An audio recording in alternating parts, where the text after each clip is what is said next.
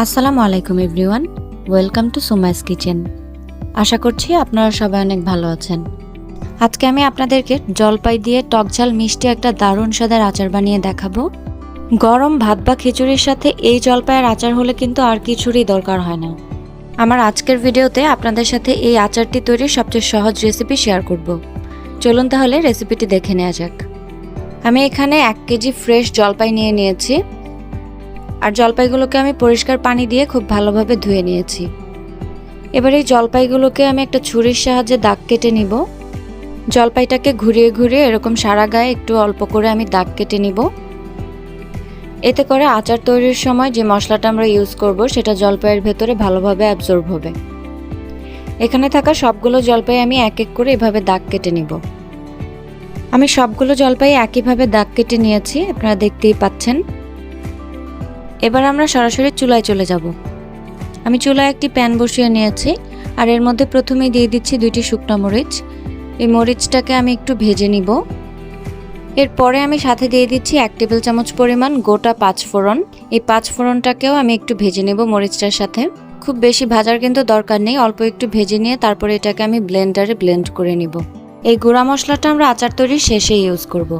এটা কিন্তু ভাজা হয়ে গেছে, এটাকে গুঁড়ো করে নিলেই হবে। আচার তৈরির জন্য আমি একটা বড় কড়াই বসিয়ে নিয়েছি। এরপরে এর মধ্যে দিয়ে দিচ্ছি সরিষার তেল।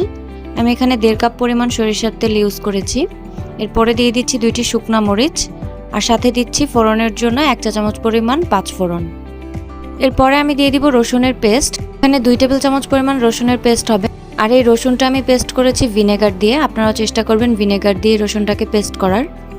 এরপর এই সবগুলো মশলাকে আমি নেড়ে চেড়ে একটু জাল করে নিব। সবগুলো মশলাকে আমি কিছুক্ষণ এভাবে ভেজে নিব। সবগুলো মশলাকে এভাবে নেড়ে মিশিয়ে আমি কিছুক্ষণ ভেজে নেব। এরপরে দিয়ে দিচ্ছি আমি 1/2 চা চামচ পরিমাণ আদা বাটা, তারপর দিচ্ছি 1/2 চা চামচ পরিমাণ রসুন বাটা। হলুদের গুঁড়া দিয়ে দিচ্ছি 1/2 চা চামচ পরিমাণ। এরপরে দিচ্ছি মরিচের গুঁড়া 1 চা চামচ পরিমাণ। এবার এই মশলাগুলোকেও আমি খুব ভালোভাবে নেড়েচেড়ে মিশিয়ে নেব। দেখুন এই মশলাগুলো অ্যাড করার পর কিন্তু এটার মধ্যে খুব সুন্দর একটা কালার চলে আসবে। এবার এর মধ্যে আমি কেটে রাখা জলপাইগুলো দিয়ে দিব। সবগুলো জলপাই আমি ঢেলে নিয়েছি। এবার এগুলোকে নেড়েচেড়ে আমি খুব ভালোভাবে মশলার সাথে মিশিয়ে নিব। এই তেলটার মধ্যে আমি জলপাইগুলোকে 5 মিনিট পর্যন্ত এভাবে ভেজে নিব। আর এগুলোকে কিন্তু আমি বারবার নেড়েচেড়ে উল্টে পাল্টে দিচ্ছি। জলপাইয়ের কালারটাও কিন্তু এই অবস্থায় চেঞ্জ হয়ে গেছে। 5 থেকে 6 মিনিট পর্যন্ত মিডিয়াম আঁচে এভাবে জলপাইগুলোকে ভেজে নিতে হবে। আমি 5 মিনিট পর্যন্ত জলপাইগুলোকে ভেজে নিয়েছি। এরপরে আমি এর মধ্যে দিয়ে দিচ্ছি রসুন। আমি 2টি বড় সাইজের রসুন কোষগুলো ছাড়িয়ে খোসা ছাড়িয়ে নিয়েছি। আর রসুনগুলো কিন্তু এভাবে আস্ত কোষ ইউজ করতে হবে। এরপরে দিচ্ছি লবণ 1 চা চামচ পরিমাণ, দিয়ে দিচ্ছি বিট লবণ 1/2 চা চামচ পরিমাণ। বিট লবণ হাতের কাছে না থাকলে কিন্তু আপনারা চাইলে এটা স্কিপ করতে পারেন, তবে পরিবর্তে আপনারা লবণটা বেশি দিবেন। জিরার গুঁড়া দিয়ে দিচ্ছি 1 চা চামচ পরিমাণ, দিচ্ছি ধনিয়া গুঁড়া 1 চা চামচ পরিমাণ। এরপরে এই সবগুলো মশলাকে আমি আবারও খুন্তির সাহায্যে খুব ভালোভাবে নেড়েচেড়ে মিশিয়ে নিচ্ছি। কিছুক্ষণ আমি এগুলোকে এভাবে নেড়েচেড়ে জাল করে নিব। এরপর এই অবস্থায় আমি দিয়ে দিচ্ছি চিনি। এখানে আমি 1/2 কাপ পরিমাণ চিনি ইউজ করেছি। এই আচারটা কিন্তু হালকা মিষ্টির হবে, তাই চিনির পরিমাণটা এখানে বেশি দিচ্ছি না। এটা কিছুটা টক ঝাল মিষ্টি হবে, যেটা আমরা ভাত কিংবা খিচুড়ির সাথে খেয়ে থাকি নর্মালি। এই চিনিটাকে এবার আমি খুব ভালোভাবে নেড়েচেড়ে এটার সাথে মিশিয়ে নিচ্ছি। চিনিটা খুব ভালোভাবে গলে যাওয়ার পর কিন্তু এটার থেকে কিছুটা পানি ছেড়ে দিবে আর তার মধ্যেই জলপাইটা খুব ভালোভাবে সেদ্ধ হয়ে যাবে। চিনিটা কিন্তু গলে গেছে। এ পর্যায়ে আমি দিয়ে দিচ্ছি ভিনেগার 2 টেবিল চামচ পরিমাণ। ভিনেগারটা অবশ্যই ইউজ করার চেষ্টা করবেন, এতে করে কিন্তু আপনি সারা বছর আচারটা সংরক্ষণ করতে পারবেন। আমি আবারও এটাকে নেড়েচেড়ে কিছুক্ষণ এটাকে জাল করে নিব। দেখুন চিনিটা কিন্তু পানি ছেড়ে দিয়েছে।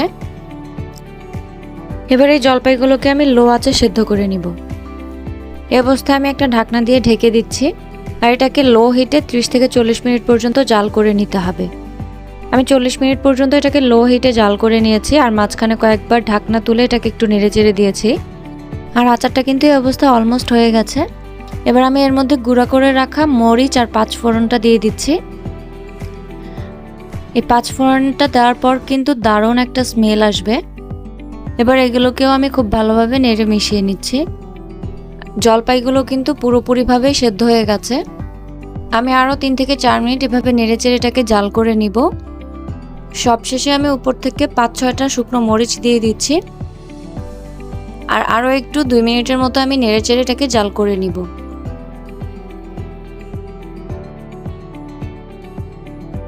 আমার আচারটা কিন্তু তৈরি হয়ে গেছে।